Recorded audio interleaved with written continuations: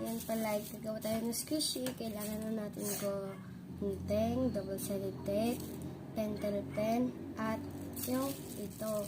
At yung para sa sponge natin, guys, cut natin to. Ang squishy na ginawa ko, dati pa. Ito yung bago kong ginawa kanina lang. As more satisfying siya, guys. Satisfying. Oh my God. Okay, start natin to. Guntingin. Okay, bye-bye dito, dear squishy. Natin.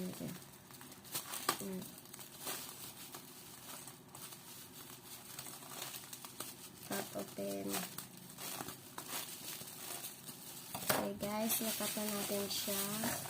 Ito yung laman. Ito yung laman. Ikat rin natin ito. Spanish. Matahimik ka natin. Ito rin. SpongeBob. So na guys, nakata natin ito. Tanggalin na natin. Ito na yung sponge. Yung dalawang sponge. Oops. Ito sila. Okay. So,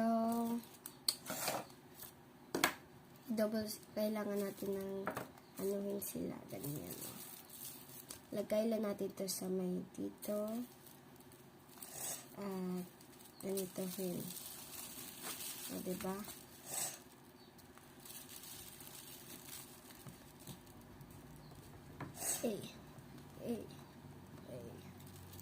Kailangan natin ng double-sided tape. Okay. Yung double-sided tape. Natin madaming double-sided tape. Ayan. Ganyan na ito.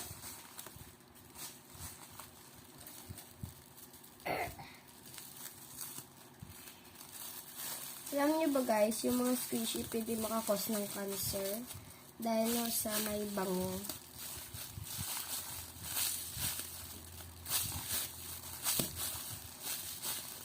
Kaya nag-homemade na lang ako.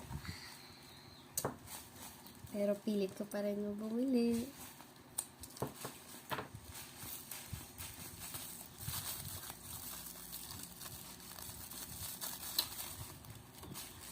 Guys, turn natin yung face. So, tapos ko na pala na-draw yung face. Ito na siya. Ganyan lang magawa ng homemade butter.